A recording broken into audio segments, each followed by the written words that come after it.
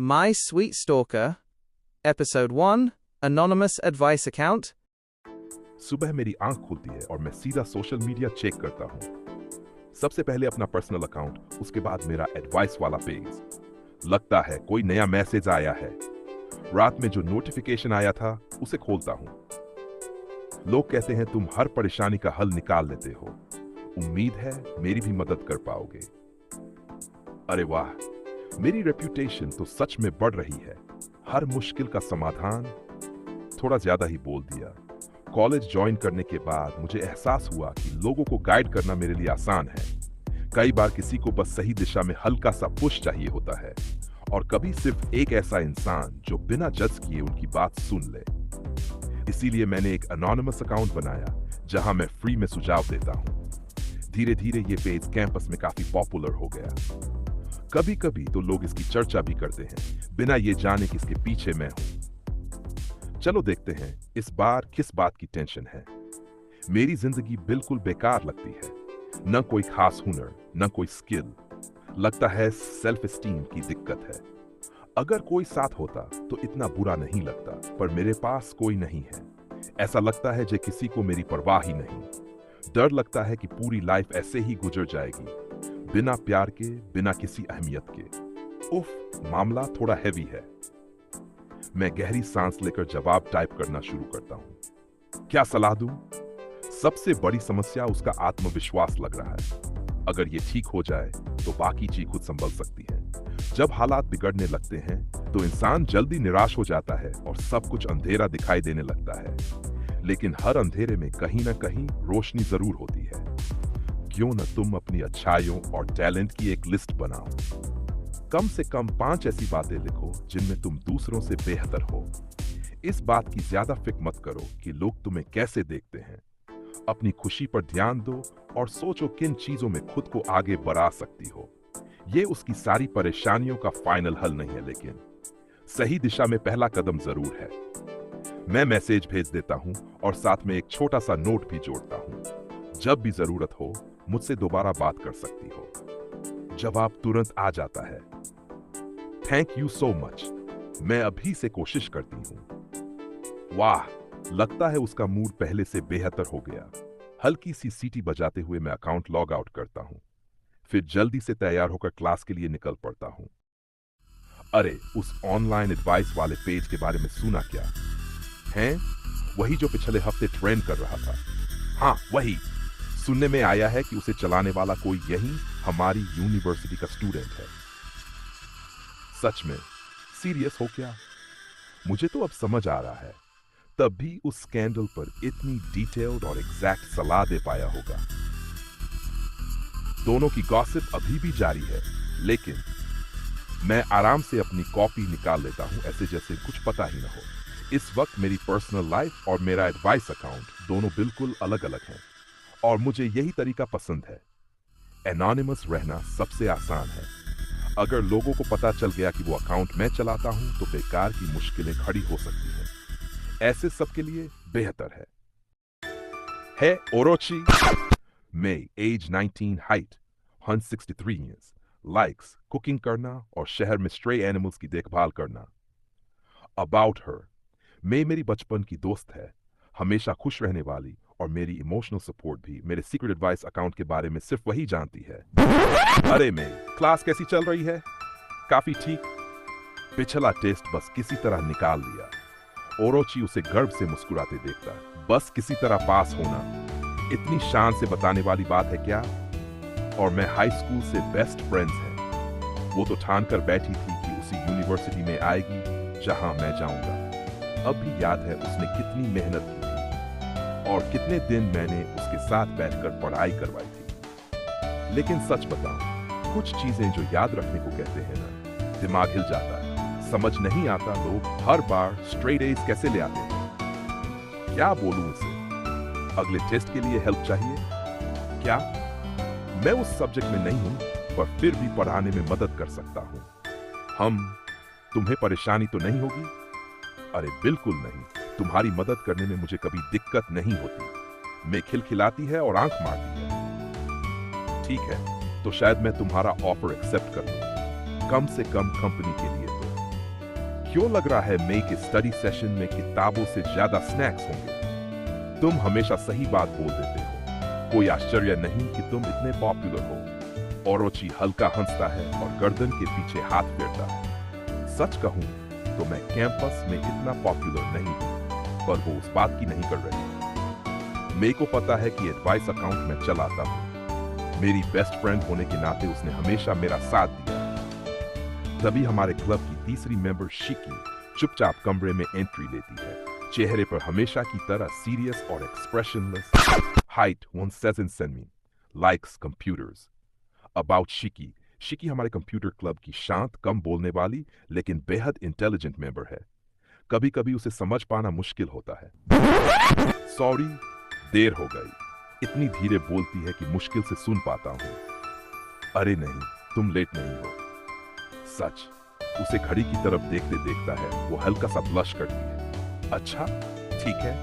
इतनी स्टोइक दिखती है, लेकिन छोटी सी बात भी घबरा जाती है। शी बहुत और शर्मीली है, पर ऑनेस्टली काफी प्यारी भी। काफी समय से हमारे साथ है, फिर भी कभी कभी ऑकवर्ड लगती है। काश मैं उसे और कॉन्फिडेंस दे पाता, लेकिन कहीं ज्यादा बोल दिया तो उसे शक हो सकता है।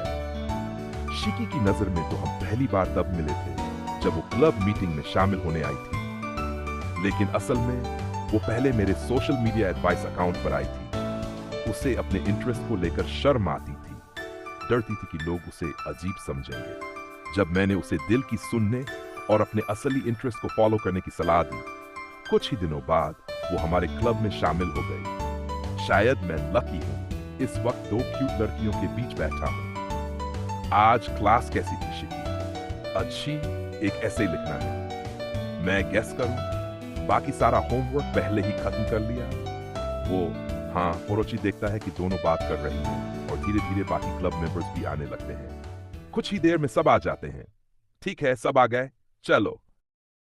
कंप्यूटर क्लब की मीटिंग आज काफी बढ़िया रही और खत्म होते होते मेरा मूड भी काफी अच्छा हो गया। सच में हमारी टीम बहुत बढ़िया है। शिकी हम सबसे ज्यादा टैलेंटेड है कंप्यूटर्स में, बस अभी भी अपनी स्किल्स खुलकर दिखाने में शर्माती है। ओए ओरोची, अरे यूता, क्या हाल है? सब ठीक, अब प्रैक्टिस के लिए जा रहा हूं। लगता है तुम्हारी क्लब मीटिंग अभी खत्म हुई? हाँ, अभी अभी। हाँ, हाई स्कूल जैसा ही है। तुम और तुम्हारे कंप्यूटर। अब इससे क्या जवाब दूं? कभी हमारे साथ ज्वाइन करके देखो। मैं? अरे यार, वो सब मेरे सिर के ऊपर से निकल जाता है। क्या पता तुम्हें पसंद आ जाए। अगर तुम कह रहे हो तो सोचूंगा। अगर ये आया अभी तो कंप्यूटर से ज्यादा शिकी से बात करने के बहाने ढूंढेगा। मे की तरह यूता को भी मैं हाई स्कूल से जानता हूं। हम काफी अलग हैं, फिर भी समहाउ अच्छे दोस्त बन गए। चल, मुझे भागना पड़ेगा, नहीं तो लेट हो जाऊंगा। एंजॉय। घर पहुंचकर मैं किताबें टेबल पर फेंकता हूं और फोन मैसेज पड़ा है। ओह, फिर वही लड़की। पहले की मदद के लिए फिर से थैंक यू। वैसे मेरा नाम किमिको है। मैं बहुत खुश हूं कि मैंने तुमसे सलाह मांगी। क्या हम कभी मिल सकते हैं, कॉफी वगैरह पर? मूड उसका पहले से बेहतर है, लेकिन ये उस दिशा में नहीं जा रहा जैसा मैंने सोचा था। मैं थोड़ा रुककर पोलाइटली रिप्लाई टाइप करता हूं, माफ करना, लेकिन मैं अपने इस अकाउंट को पर्सनल लाइफ से अलग रखता हूं। सलाह चाहिए तो मैं हमेशा यहां हूं, बस उम्मीद है वो ज्यादा हर्ट न हो। फोन नीचे रखकर मैं होमवर्क करने लगता हूं। अगले दिन का काम खत्म करके मैसेज चेक करता हूं। मुझे समझ नहीं आता, हम मिल क्यों नहीं सकते? तुम किसी और जैसे नहीं हो। मुझे लगता है मैं तुमसे खुलकर बात कर सकती हूं। क्या एक बार एक्सेप्शन नहीं बना सकते? मैं किसी को नहीं बताऊंगी तुम कौन हो। पक्का? लगता है वो बात को अच्छे से नहीं ले रही। मैं माथे पर हाथ रखकर केयरफुली जवाब लिखता हूं। मैं डिटेल में समझाता हूं, हम अभी भी एक दूसरे के लिए अजनबी हैं। सिर्फ इसलिए अटैच हो जाना कि मैंने मदद की हेल्थी नहीं है। और साथ में कुछ बेसिक एडवाइस देता हूं, आसपास नए लोगों से मिलने की कोशिश करें। उम्मीद है इस बार समझ जाएगी। कोई मुझे वैसे नहीं समझता जैसे तुम समझते हो। प्लीज, मैंने पहले कभी ऐसा फील नहीं किया। मुझे लगता है मैं तुमसे प्यार करने लगी हूं। क्या तुम मुझ पर भरोसा नहीं करते? मिलेंगे तो मैं क्या कर लूंगी? प्लीज, बस बात करनी है। मैसेज लगातार आते रहते हैं। मैं सिर हिलाकर बाकी काम करने की कोशिश करता हूं। आखिरकार फिर से देखते हैं। क्या तुम मुझे इग्नोर कर रहे हो? तुम सच में ऐसे इंसान हो? पहले इतनी अच्छी बातें की और अब रिजेक्ट कर रहे हो। अगर मेरे साथ कुछ हो गया तो क्या तब खुश रहोगे? इतने क्रूअल कैसे हो सकते हो? एक दिन तुम्हें भी ये दर्द समझ आएगा। ओ ओके, अब ये हाथ से निकल रहा है। थोड़ा गिल्टी महसूस करते हुए भी मैं आखिरी मैसेज भेजता हूं, कुछ प्रोफेशनल रिसोर्सेज और सपोर्ट ऑप्शंस के बारे में। फिर उसे ब्लॉक कर देता हूं। बेचारी, उम्मीद है उसे सही मदद मिले। अगले कुछ दिन तक मैं उसके बारे में सोचता रहता हूं, पर अब मेरे हाथ में कुछ नहीं है। कम से कम मैं बाकी लोगों की मदद तो कर सकता हूं। हे, मैं सड़क पर हाथ हिलाते हुए मेरी तरफ दौड़ती आती है। सब ठीक है। पिछले कुछ दिनों से थोड़ा डाउन लग रहे हो। क्या बताऊं, एक एडवाइस रिक्वेस्ट खराब हो गया। क्या हुआ? उसे पूरी बात ब्रीफली बता देता है। हल्की सी सीटी बजाती है। वो तो थोड़ा डरावना लग रहा है, कम फ्रस्ट्रेटिंग ज्यादा। मैं मदद करना चाहता था पर नहीं कर पाया। ऐसे लोग कभी कभी एक्सट्रीम कदम उठा सकते हैं। ओरोची, पता है, पर दिमाग से निकल नहीं रहा। चलो घुमाते हैं, मूड चेंज होगा। हाँ, क्या प्लान है? डाउनटाउन में नई साईफाई मूवी लगी है। हमारी टाइप की लगती है। मेरी बेस्ट फ्रेंड हमेशा जानती है मुझे कैसे चीयर अप करना है। अगले हफ्ते सब नॉर्मल रूटीन में लौट आता है। शायद इसलिए कि प्रोफेसर्स ने इतना होमवर्क दे दिया है। दिमाग में और कुछ सोचने की फुर्सत नहीं। उफ, कितना का। आज मेघे के साथ हैंगआउट का प्लान था, पर शायद कैंसिल करना पड़े। फोन निकालता हूं, मैसेज करने के लिए पड़ता है। दिल एकदम से उछल पड़ता है। अभी भी स्क्रीन पर खुला है। मैं तुरंत उसे बंद कर देता हूं। लगता है सच में ओवरवर्क्ड हूं। कितने साल बाद ऐसा स्लिप हुआ है। आसपास नजर घुमा तो नहीं? सब ठीक है? हाँ, बस होमवर्क से थक गया हूं। कब से खड़े हो? अभी तो आया हूं। पक्का ठीक हो? हाँ, सब बढ़िया। मैं सीक्रेट अकाउंट प्रॉपरली बंद करता हूं और मेरे को मैसेज भेजता हूं कि आज नहीं आ पाऊंगा। शायद आज रात जितना हो सके काम खत्म कर लूं। अगर जीनियस ओरोची भी ओवरवेल्म्ड है तो सच में होमवर्क ज्यादा है। हाँ, मैं कोई जीनियस नहीं हूं। जैसा तुम कहो। ओरोची सिर हिलाते हुए सामान उठाता है और क्लास से जल्दी निकल जाता है। इतना हो सके करता हूं, फिर आखिरकार सोने का फैसला करता हूं। कुछ दिन बाद अच्छा है सब आ गए। लगता है सेमेस्टर प्रोफेसर्स हमारा हौसला तोड़ने पर तुले हैं, तो क्यों ना आज हम पढ़ाई पर फोकस करें। सही कहा। Thank you. शिकी चुपचाप टेबल की तरफ देखती। आज तो आने का मन नहीं था, पर मीटिंग मिस भी नहीं करना चाहती थी। आज कुछ ज्यादा ही उदास लग रही है। सिर्फ काम का स्ट्रेस है या कुछ और? सब काम शुरू पास बैठ जाता हूं। सब ठीक है? हाँ, कुछ खास नहीं। हम क्लब मिट्स हैं।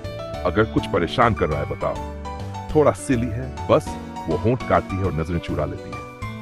कंप्यूटर साइंस, मैथ, साइंस सब अच्छा चल रहा है। प्रोजेक्ट भी खत्म, लेकिन लिटरेचर और कॉम्पोजिशन, उसके चेहरे पर हल्का सा तनाव दिख। वो सब्जेक्ट्स मुश्किल लगते हैं। ओरोची, हर कोई हर सब्जेक्ट में अच्छा नहीं होता। डॉर्म की लड़कियां मैथ से परेशान रहती हैं। वो किताबें पढ़ती रहती हैं। मुझे रीडिंग पसंद नहीं। लोग सोचते हैं मुझे पसंद होगी। फिर जब पता चलता है मुझे नंबर्स पसंद हैं, तो अजीब नजरों से देखते हैं। काश मैं थोड़ी नॉर्मल होती। ये सब स्टीरियोटाइप्स हैं। शायद लिटरेचर में स्ट्रगल करना गलत नहीं, और मैथ, साइंस या कंप्यूटर्स में अच्छा होना तो बिल्कुल भी अजीब नहीं। शायद मैं ओवरथिंक कर रही हूं। तुम्हारे इंटरेस्ट्स तुम्हें यूनिक बनाते हैं।